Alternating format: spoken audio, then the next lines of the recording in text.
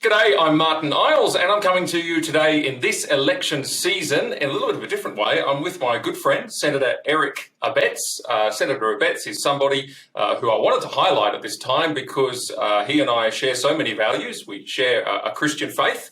I think we might even be reasonably close denominationally, but also we share a lot of our political convictions. And so it's really a pleasure for me to be talking to you today. Eric, thank you for agreeing to do this. A pleasure and good to be with you. I think in roughly chronological order, your life goes something like born the youngest of 6 siblings, and I identify with that. I'm the youngest of 5.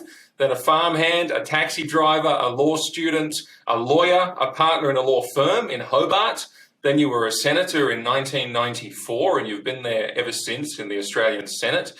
You were the parliamentary secretary to the Minister for Defence. I think that was in the Howard government. Then Special Minister of State, Minister for Fisheries, Forestry and Conservation, Manager of Government Business in the Senate, Shadow Minister for Innovation, Industry, Science and Research, Deputy Leader of the Opposition in the Senate, Shadow Minister for Employment and Workplace Relations, Leader of the Opposition in the Senate, Minister for Employment, Minister assisting the Prime Minister for the Public Service, Leader of the Government in the Senate, and I think the first Tasmanian to take on that job. And now you are Chair of the Foreign Affairs, Defence and Trade Legislation Committee. I think by any measure, people would look at that resume and say this is a successful and an experienced man. What's your reflection? It's a reflection of thankfulness that I've been able to do the wonderful things that I've been able to do. It's been a privilege to do all the things I've done, be it in the legal firm, being able to study, or then in more later years as a senator seeking to serve the people of Tasmania. It's a wonderful opportunity, and as a migrant child to this country, it's a great reflection as well on Australian society, which allows somebody that came here on an assisted passage, went through the state school system, no silver spoons anywhere, but I was allowed to, with support of many people, to become leader of the government in the Senate and now chair of the Senate Foreign Affairs, Defence and Trade Committee. It's been wonderful opportunities, and I hope I've done some good along the way. Well, in your maiden speech, I think you said something about this, and that's back in 1994. It was a great read, actually, and I've got a bit of an excerpt here right in front of me. You made this comment, Eric. You said, "My parents sought to instill in me a value system of service above self and dedication to tasks at hand, and provided me with a stable, loving, nurturing family home and a deep Christian faith. It is that faith that makes me confident that my parents are watching today's proceedings from a gallery a lot loftier than this place in all its splendour could ever provide. Whilst not from a background of privilege, I am from the most privileged of backgrounds, wealthy in values and wealthy in family, nurture and love." Which again, I just identify with. But I wanted to drill into something there. I was struck by this because I've talked to you before and I've heard similar things where you said that it was a value system of service above self. And it reminded me of something Robert Menzies said to the Forgotten People. And I think this is a slight summary, but he said that the good citizen asks not how he can qualify society to advantage himself, but how he can qualify himself to advantage society. There's this duty-centric view of life. It's not a self-centered view or a right-centered view. And I don't know, it hits me because it's countercultural, I think, for people, certainly in my generation. They don't think that way instinctively. You know, the prevailing view that the good life is a life of self-realization, satisfying oneself, one's goals, fulfilling one's happiness. And so I actually wanted to get your advice on that in light of your career, the work that you've done and the work you continue to do. What is your word to those of us at the other end of the journey on the subject of self and service? Those that are self-centric, I have found, are often the most dissatisfied with life. They seem to be the people that are always pursuing something to try to get some inner satisfaction or inner fulfillment, whereas those that seek to dedicate their lives to the service of others get their fulfillment and satisfaction from that service. And the selfish life is something that I dare say appeals to all of us to a certain extent, but it's not satisfying. It might be a sugar hit, but it will never last. It doesn't provide you with that solid foundation that you really need for a well-lived and satisfying life. And so, people be it like Mother Teresa, serving the underprivileged, the poor, the dying, that is what can provide real satisfaction in life, a life well lived. And at the end of the day, it's not how many sports cars or overseas trips you've taken or whatever. It is what you've actually been able to do in the service and help of others. And that's what I've sought to do. And I've been privileged to have been able to do that for the past few years through the Senate. It seems to me politics is actually one of those careers where you get both extremes. you get people going into politics for the power, the prestige, the profile, the things it offers. I guess the self, but you can also go into politics for the other reason, which you've just articulated, which is that you go there because you genuinely want to serve. And I take it, if that's been such a strong value in your life, and you've been in politics for over 28 years, has that satisfied that urge of service? The time in the Senate has been one of fulfilment, in as much as I've been able to look back and hopefully look forward to being able to help a whole range of people with a whole range of issues. And so from my perspective, it's been exceptionally satisfying, and I hope it will continue after the next election, but the people of Tasmania will determine that. Eric, you said early in your career that there was no inconsistency between being a Christian and being a member of the Liberal Party. Do you feel as strongly about that now as you did then? Yes, I do, and the reason that I do is that the Liberal Party was founded on some 17 principles enunciated by Robert Menzies in a document, We Believe. And that is the document to which I subscribe. And the interesting thing is that a lot of people in Parliament these days wouldn't even know what We Believe was as a document, let alone the 17 principles enunciated in it. But if you know anything about Robert Menzies' history, he was a committed Christian. His speeches and public utterances were peppered with biblical analogies. He was a man of faith, and he formed the Liberal Party on those basic fundamental values of service above self, the duty, but also understanding that there are such things as reward for effort and encouraging those that want to help themselves. And so there's a wonderful blend of values in the We Believe document to which I subscribe. That said, a lot of people can ask the question whether today's Liberal Party is still true to those values enunciated by Robert Menzies, and from time to time we have strayed, and when we do, it has been not only to the Liberal Party's detriment, but more importantly to the nation's detriment, because we have not been faithful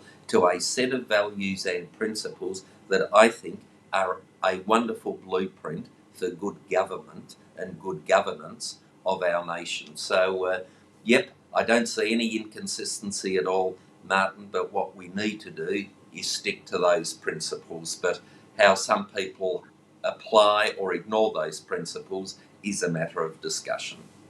You reminded me, Eric, there's a recently released book which listeners might want to look at, which is God and Menzies. And it's brilliant at bringing out exactly what you described about Robert Menzies' character and the way that he spoke, and really the biblical basis of so much of what he believed and what he said. It's great. But I want to pick up on something you just said there.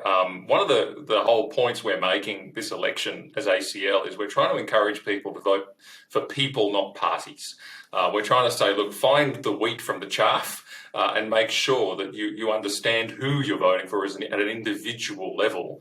And I think that's such an important message because, Eric, you just made, a reference to the fact that sometimes there are people in parties that can stray.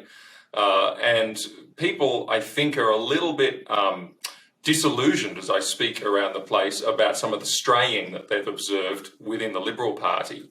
I know in South Australia they just copped quite a big whack at the recent election, and a lot of that was put down to the fact that they had strayed and they pursued so many things that were not in the Menzian tradition or not liberal values, but looked a lot more, even more perhaps left than Labor on a number of points.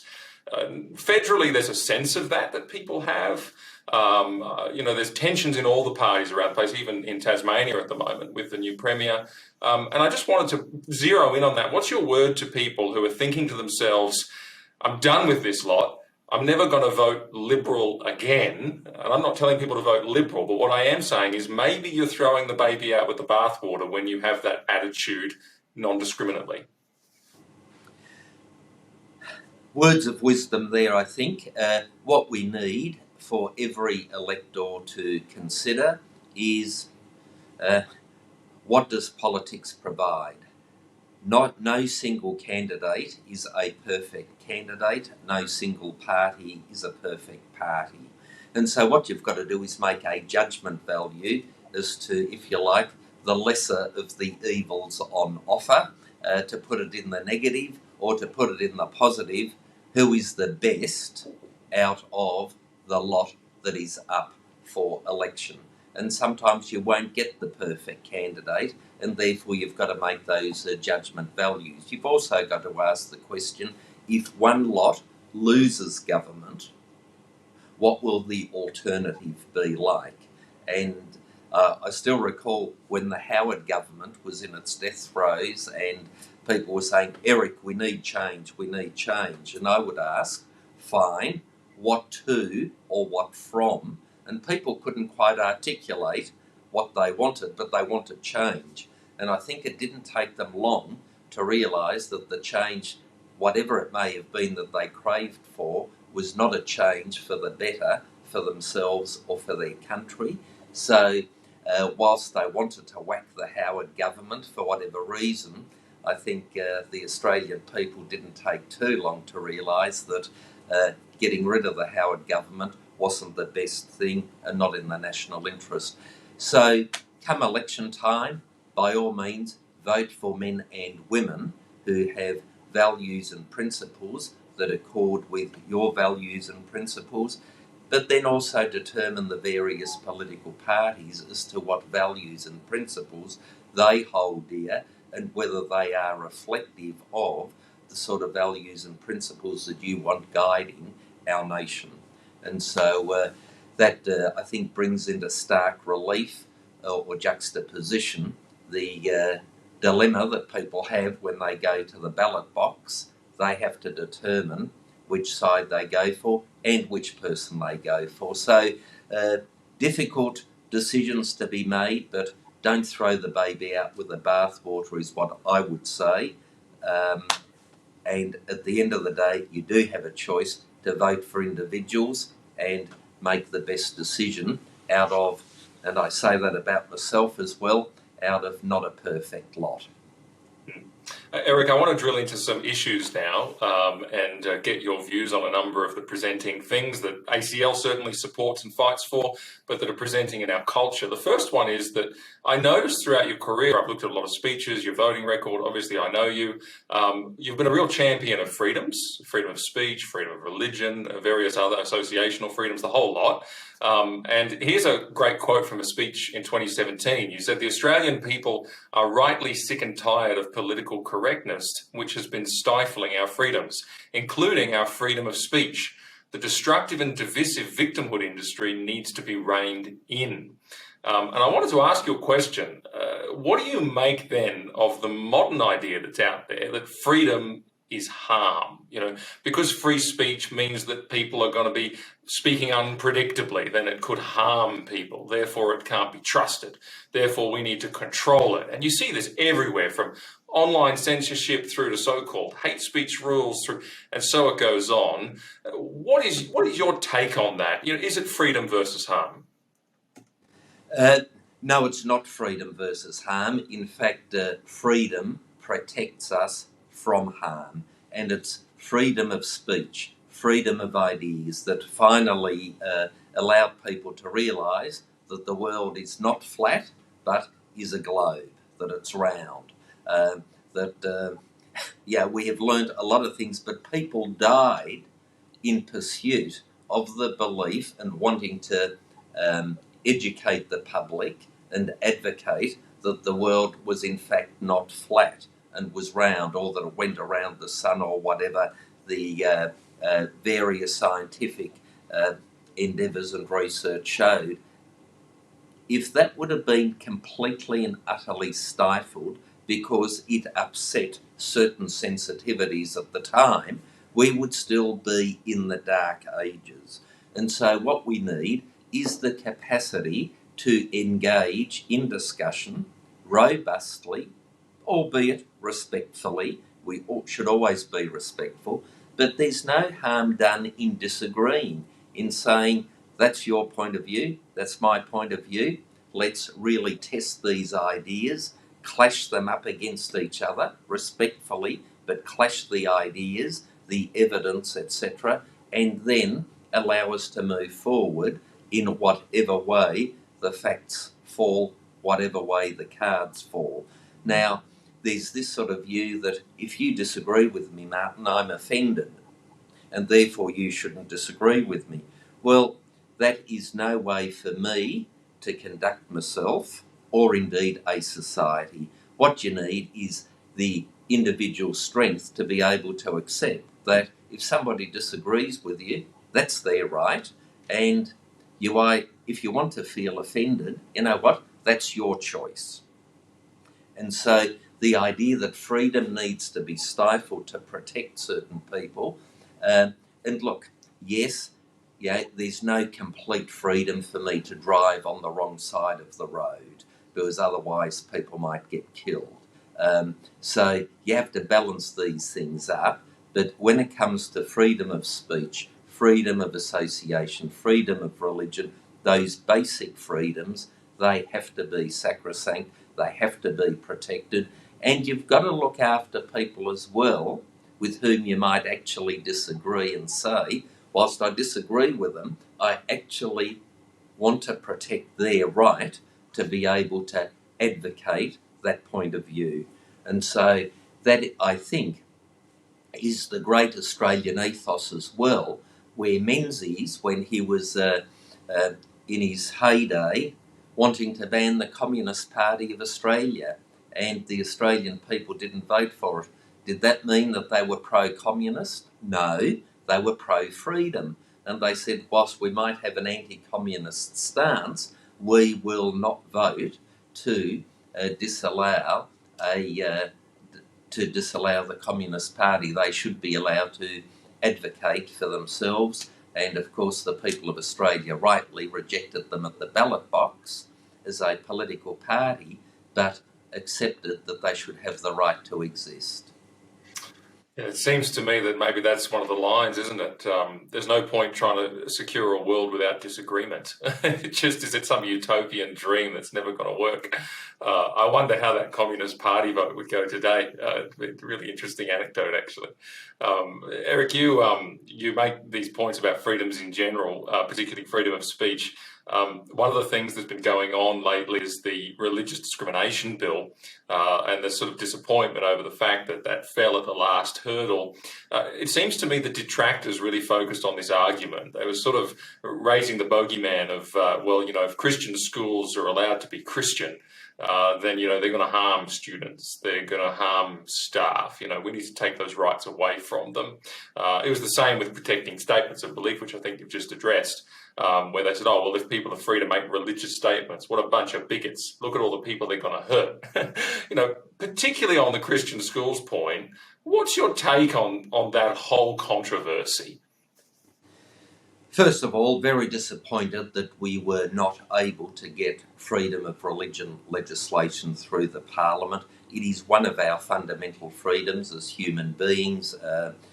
You and I might say it's a God-given right. The UN charters say that it is a human right. However you describe it, most people accept and acknowledge that it is one of the fundamental rights. and for the Australian Parliament not to have been able to vote for such a piece of legislation is exceptionally disappointing.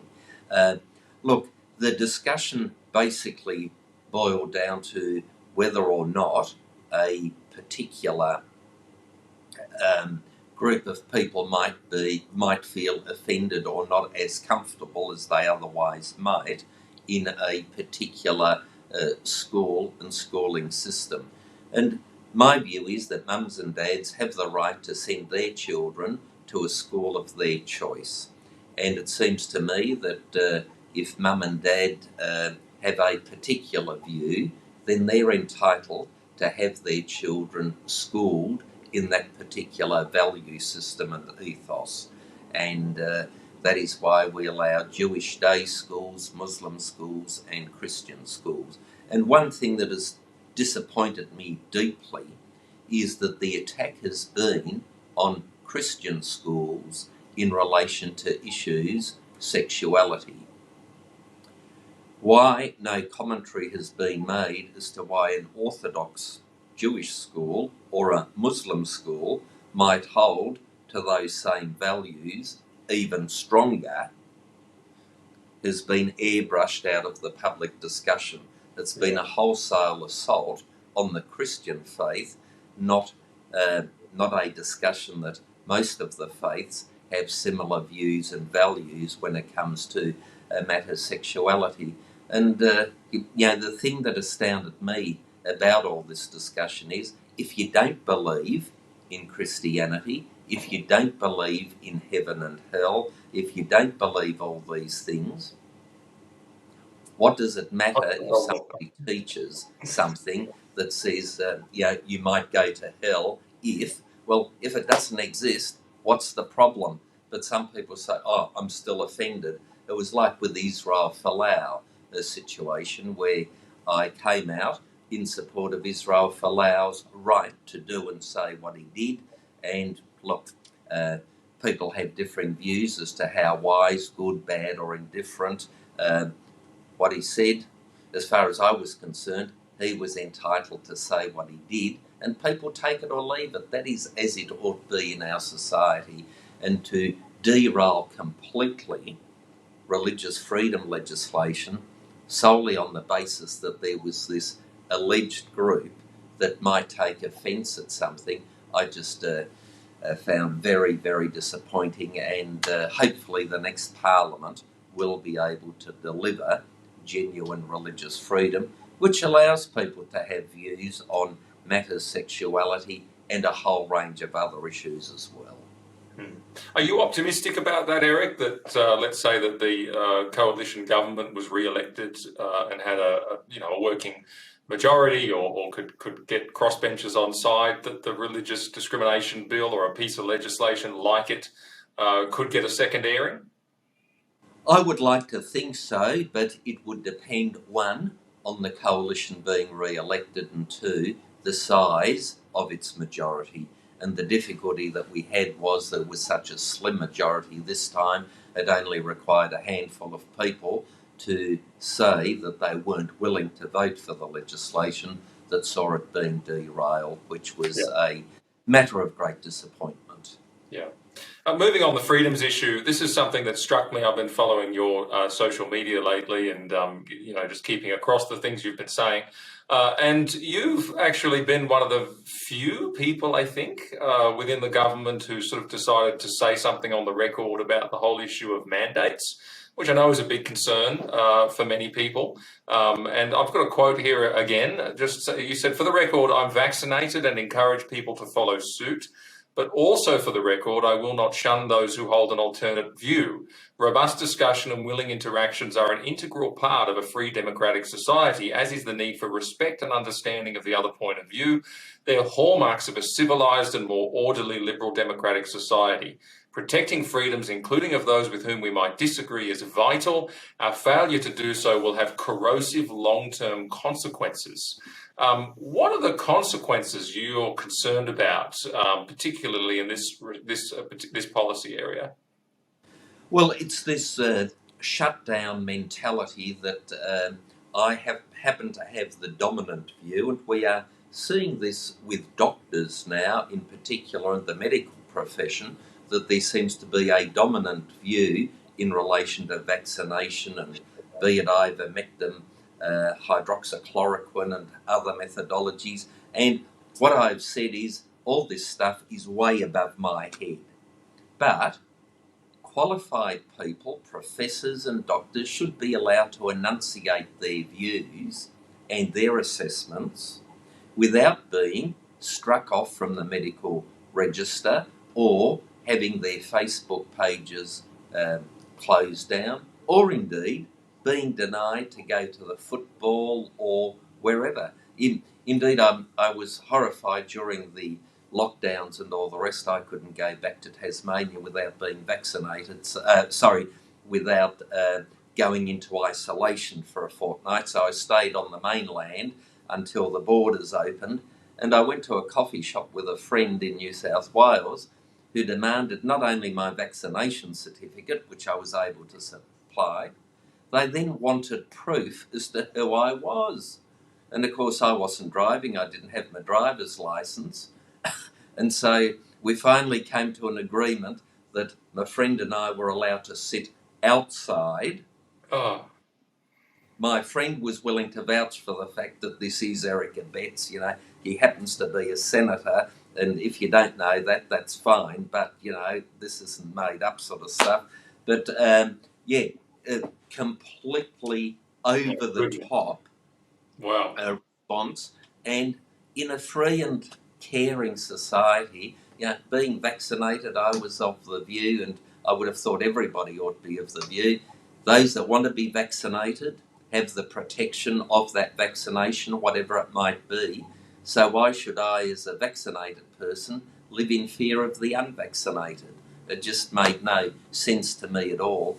But having these freedoms is fundamentally important. And I don't want a two-tier system, Martin, where, let's say, I'm allowed to go to church, I'm allowed to go to the football, I'm allowed to go to a restaurant because I'm vaccinated, and somebody that isn't vaccinated isn't allowed to, or that people are losing their jobs. And a lot of them are in circumstances which just makes no sense at all, because you ask, who or what are they actually protecting by dismissing these people?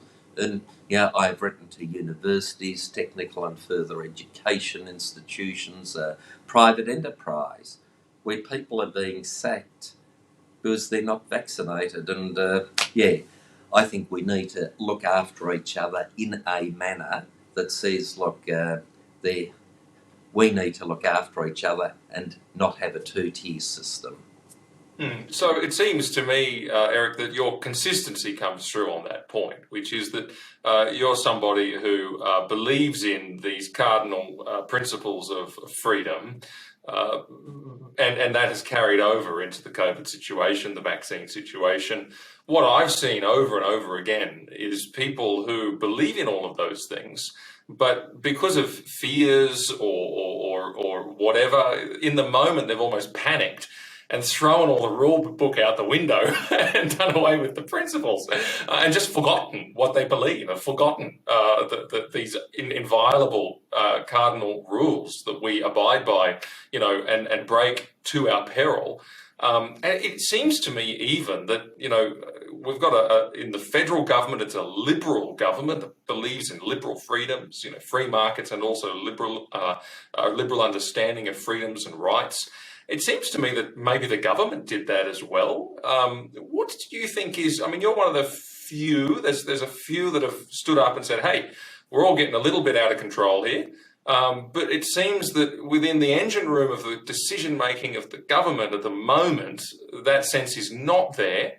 What do you think is behind their reluctance to call out so much of the overreach? I'm thinking of states like Western Australia, Victoria, at least, what's behind that? There is no doubt there has been substantial overreach by government and fairly authoritarian language used as well. So, I heard leaders of all persuasions say, we will be locked down for as long as necessary. if I would have been a leader, I would have said we will be locked down for as short as possible. Right. Exactly the same outcome, but indicative of a completely different mindset. That we're going to close our international borders to keep this virus out until we can adjust and see how we handle the situation. But, to say sort of manically leadership and all the rest, and overwhelmingly, the Australian people, I think, liked that at first, which concerned me, that it was strong, dynamic leadership and it was all good, but our freedoms were at stake there as well, and we could have achieved the same outcome with completely different language and different messaging. I think a lot of our political leaders were concerned that if they did not follow the advice of the so-called experts to the letter of the law and something went a bit skew-whiff, it would all be laid at the feet of that political leader because they had not followed the so-called expert advice. But going around Australia, in Tasmania, we closed the racing industry for a while. No other state did. In Victoria, they closed golf courses for a while. No other state did. In the Northern Territory, they never closed a school during COVID. Yet around the rest of Australia, they did. You've got to ask the question, are all these medical experts right? And of course, now we have around the world countries just throwing out vaccine mandates, mask wearing, etc. They're saying, look, this is now back to normal, and we get rid of all the QR codes of checking in and all the rest. And yet in Australia, we still seem to be pursuing some of those policies, including, might I add, if you're unvaccinated, you're not allowed to leave the country unless you've got some huge explanation. And I'm sorry, Australians have a right to leave their country and return to it, vaccinated or not. And I can't see the scientific basis at all, given what all the other countries are doing. And look, in all of this discussion as well, might I add, Martin, that there are those that want to believe in conspiracy theories as to why government have done it. There are those that want to debunk the scientific evidence of the so-called experts.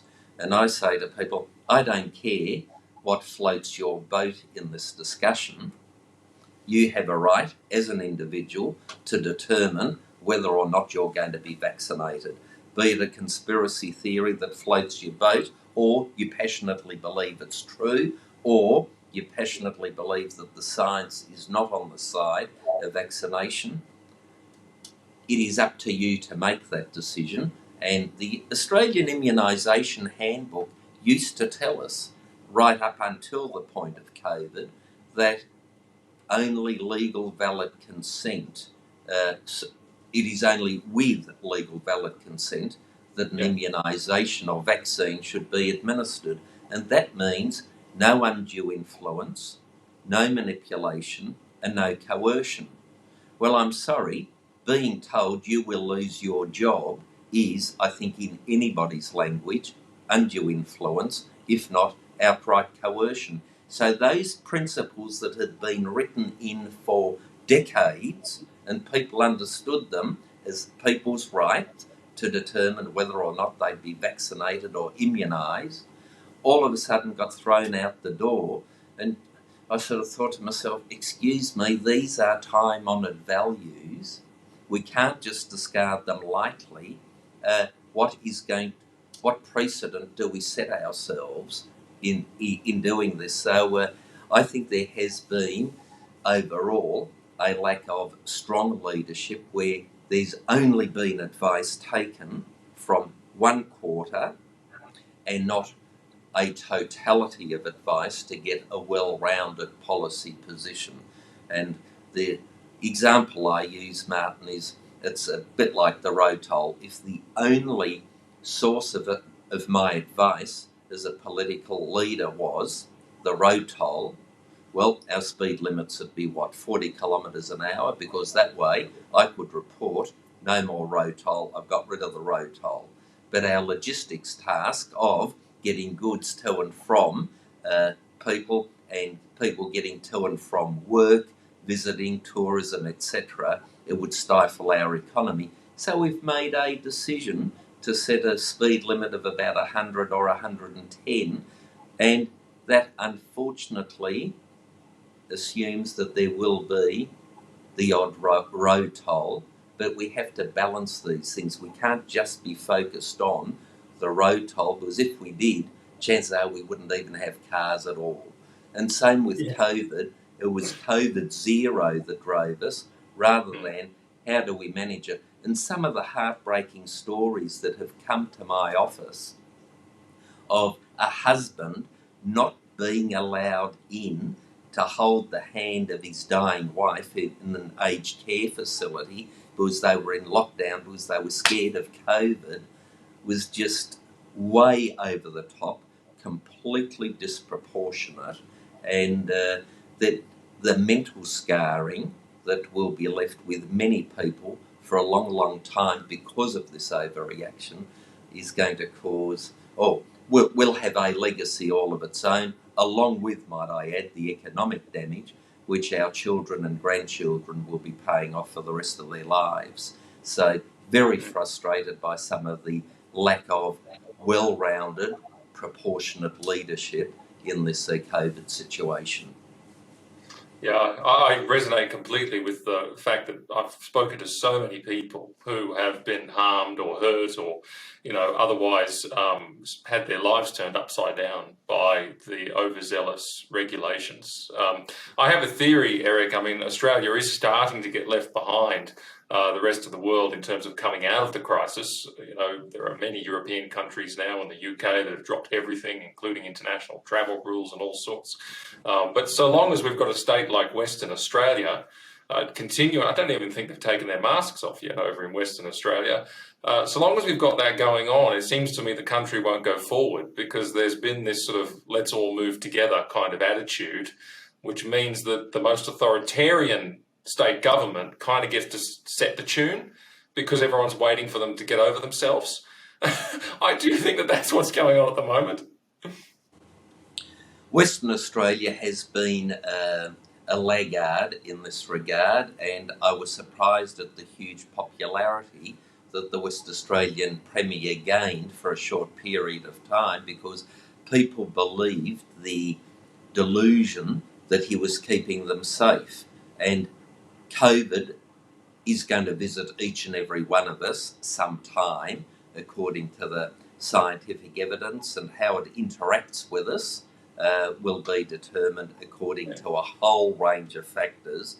But what our duty and care was as leadership, surely, was to get ourselves ready for the onslaught of COVID, but we could not live in a bubble forever.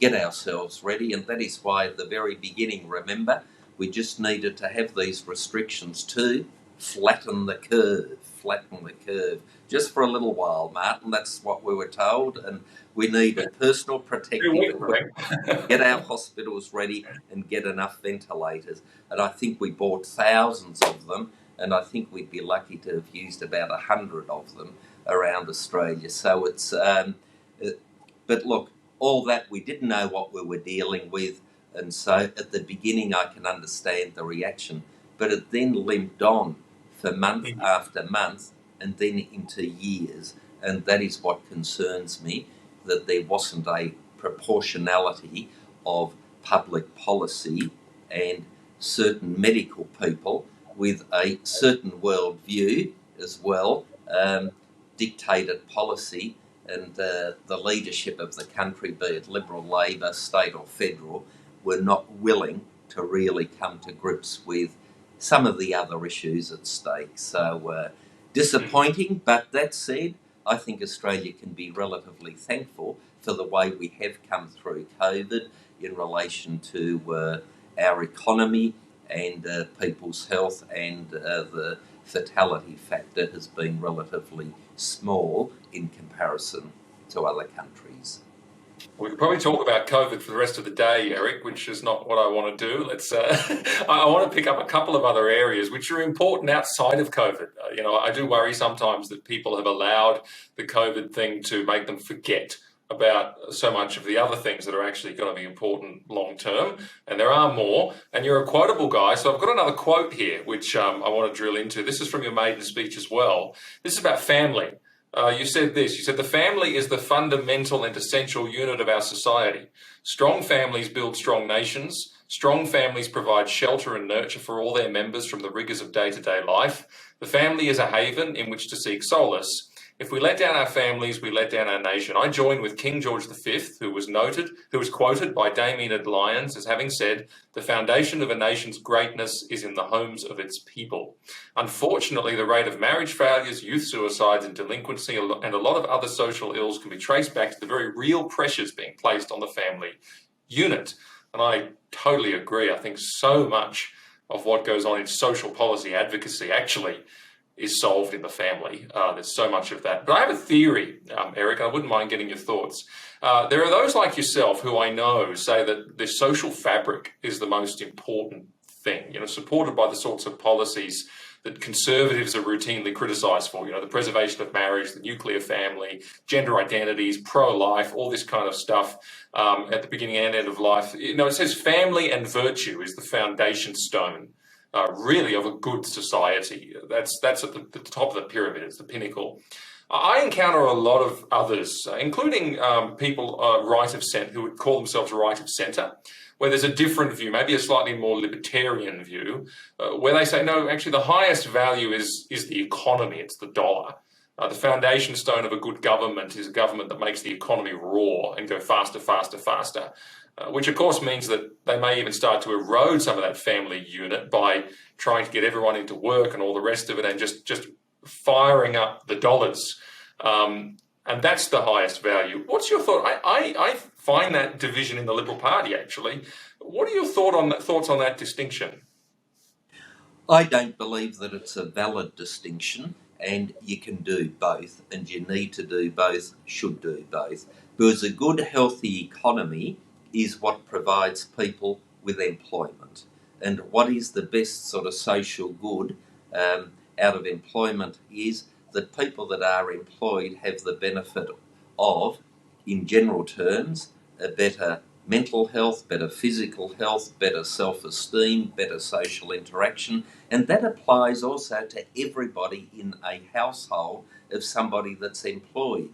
And therefore, having a good, humming economy which allows for employment is not only good economically, but it is a huge social good. And of course, if I'm employed, I'm paying taxes, I'm not drawing down on welfare. All of a sudden, a bit more money in government coffers, as a result of which we can have a better health system, better education system, better environmental care. And so matters economic are very, very important. But to say that it's all about the holy, in inverted commas, dollar, as opposed to values and virtues, that would be wrong. And that is where I think Robert Menzies yet again got it right, where he did not want just unbridled capitalism and let it rip. And if you can rip somebody off, good luck to you. It's dog eat dog in this world. That's not the view of the economy that people who subscribe to the Menzies view of the world would say ought to be happening. We do need some regulation and restriction. The question with all these things is how much, but values ultimately underpin the important issues of our society, and it's those values that in fact are the foundation for a good, humming economy. And I remember when I was leader of the government and the Senate used to do boardroom dinners a fair bit, and a number of top Australian business people would say to me, "Oh, Eric, leave the culture wars alone, leave the culture wars alone. It's just about the economy." Yeah. And I would say to them, you do realise the foundations of our economy, who set up the banking system, and the people that developed our economy. It's based on some very fundamental values and principles that a worker is entitled to a fair day's wage for a fair day's work, that there is that interrelationship, that you should work as hard as you possibly can, that there is reward for effort. Where do these principles come from? What are the values that underpin the free market economy?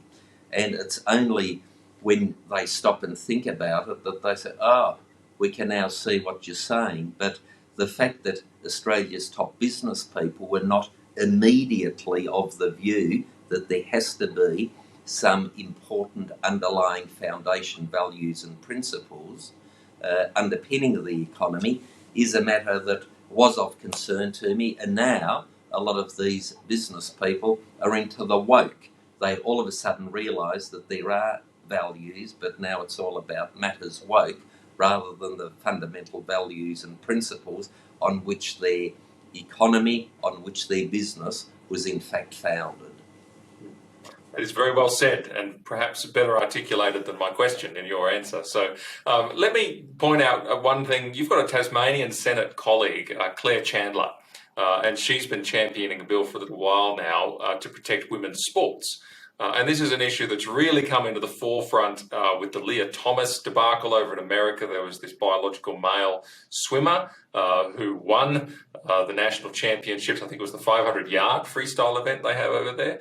And that created a big furor about the fact, well, if you've got people that are trans women, not biological women, you're going to end women's sport pretty quickly because there's such a difference between men and women in this regard.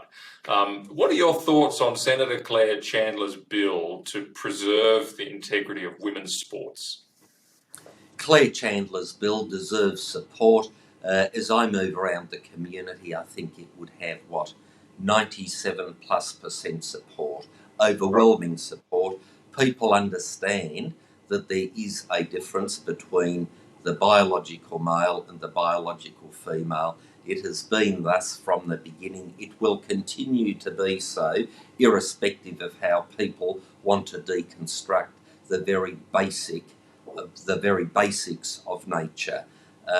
So Claire Chandler, very brave, good on her for saying it, and it's one of these bizarre things in today's world. And that is why I'm so thankful that Senator Claire Chandler has led the fight on this, because a 30-year-old young female is able to say these things. But if I were to have led the charge as a 60-year-old male, twice the age, you can imagine the public, not the public reaction, because the public reaction remains the same, but the media reaction and the way that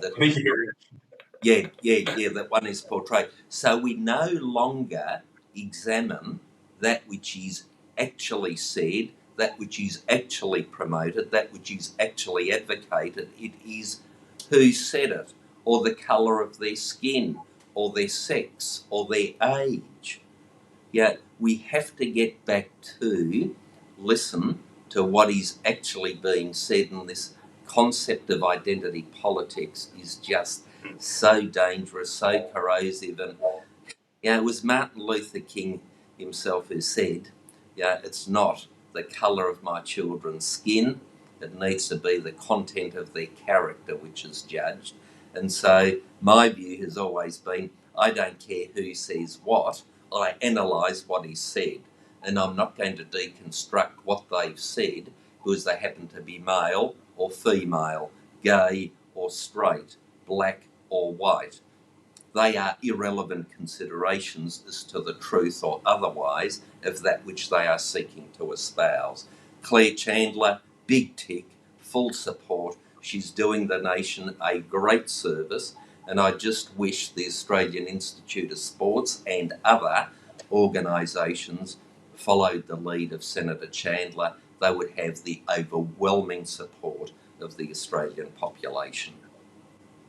Yeah, truth is truth, no matter who says it, which applies to my next point, which is pro-life, which is one that, the naysayers will always discount the view of a man. But hey, if it's true, it's true.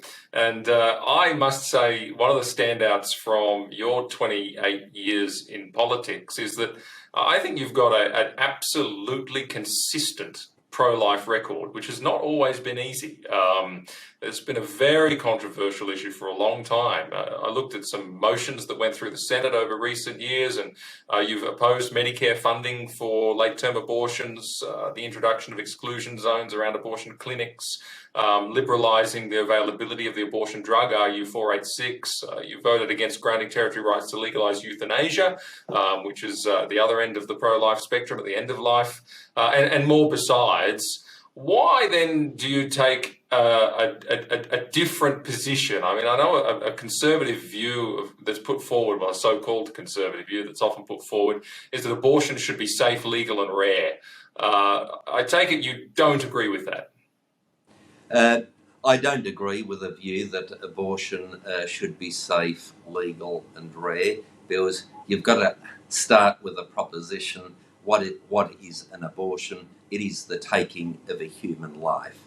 And so can you safely take a human life in relation to the other person? Yes, but the end of the procedure is a dead human being.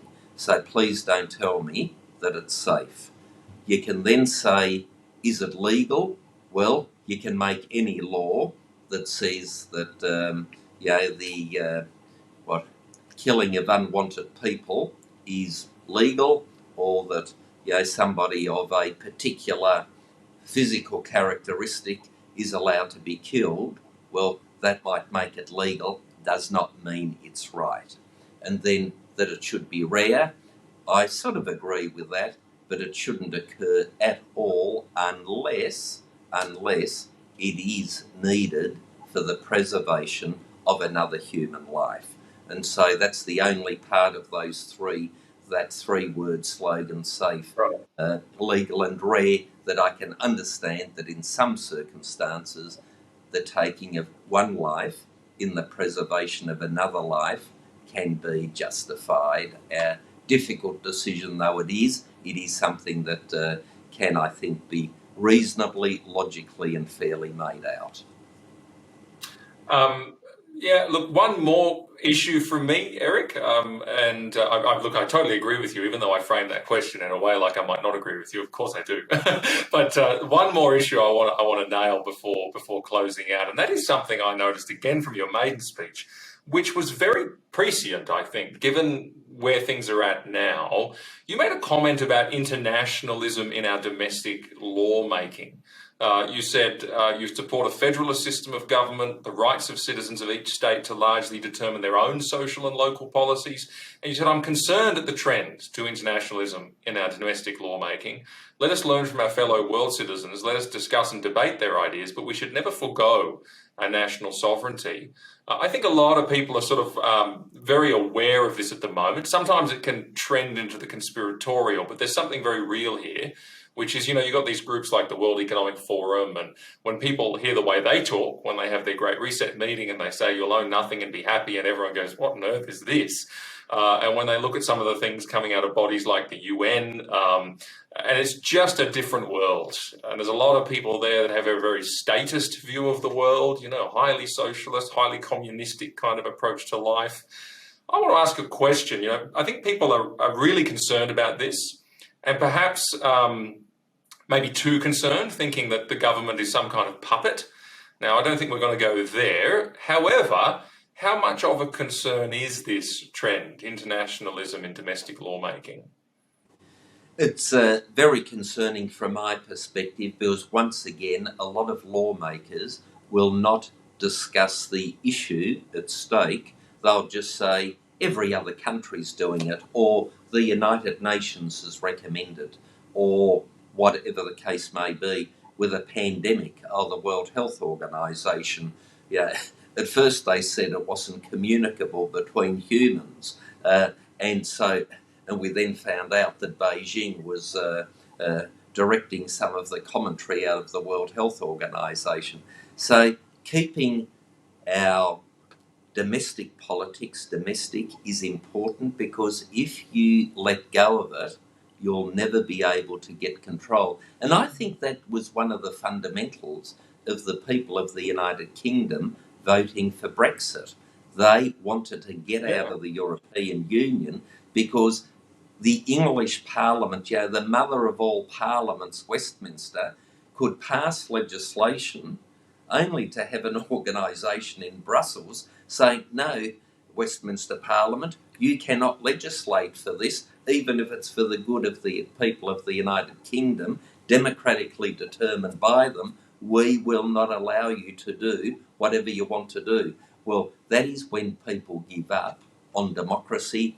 That is when people feel alienated, they feel powerless, and that is why keeping power with people locally for them to be able to determine, I think is the best way forward. Internationalism, as a result, has very real worries for me, especially in circumstances where the freedom-loving countries of the world are actually in a minority.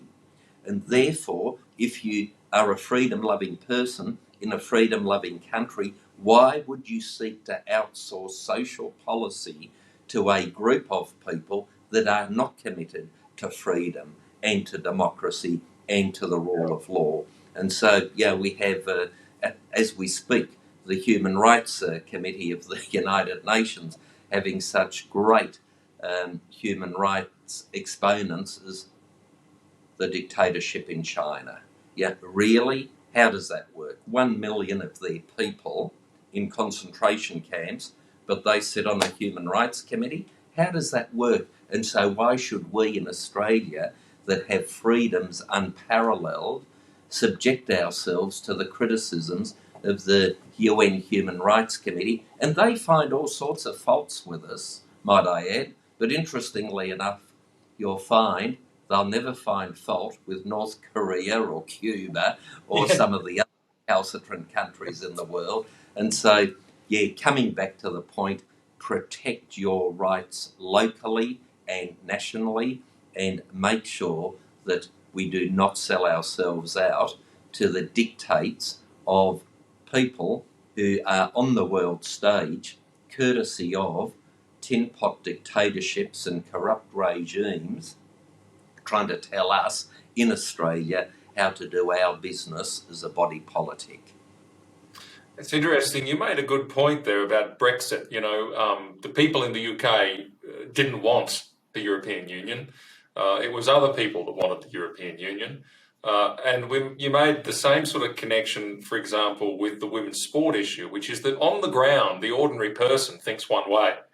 But when you get into the institutions and the halls of power, everyone's, we've seen this week all of these departmental heads too afraid to define a woman, for example.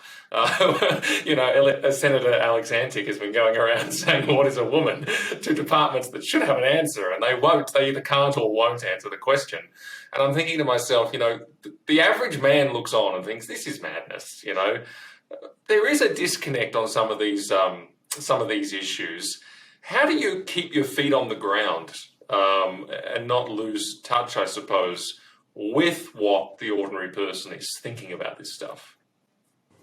A very important question, and I'm often a bit disillusioned with the cohort in Canberra, that there seems to be a bubble and they chatter to each other, and then that becomes the collective wisdom up there.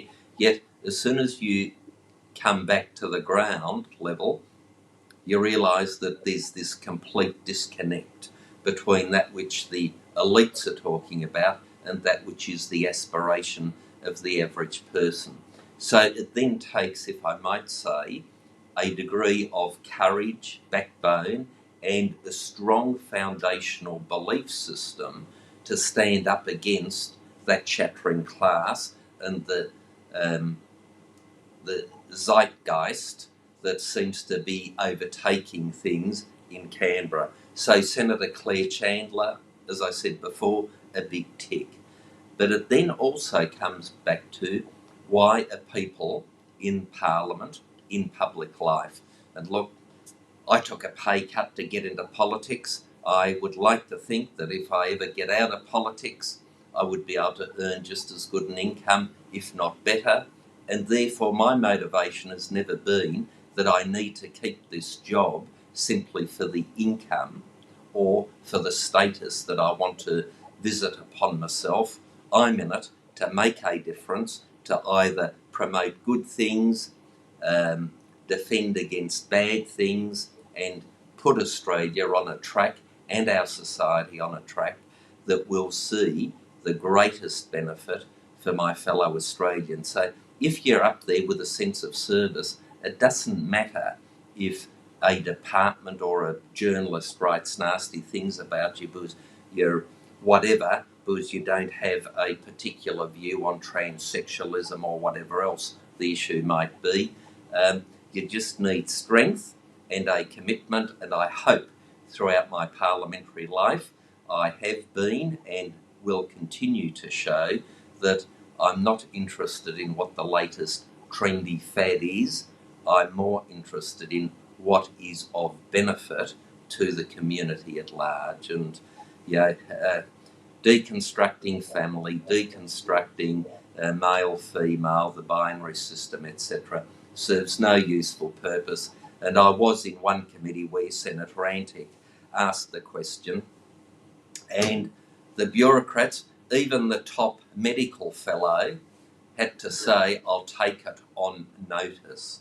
But here we have a medical system allegedly devoted in certain areas to the service of women. We have a special women's program. We have a special, well, what's your definition of a woman? Who are you seeking to serve? They can't tell you. Well, if you've got a youth program, usually in church or wherever it is, they say cut-off point is 16 years of age. And they will tell you that's the cut-off point.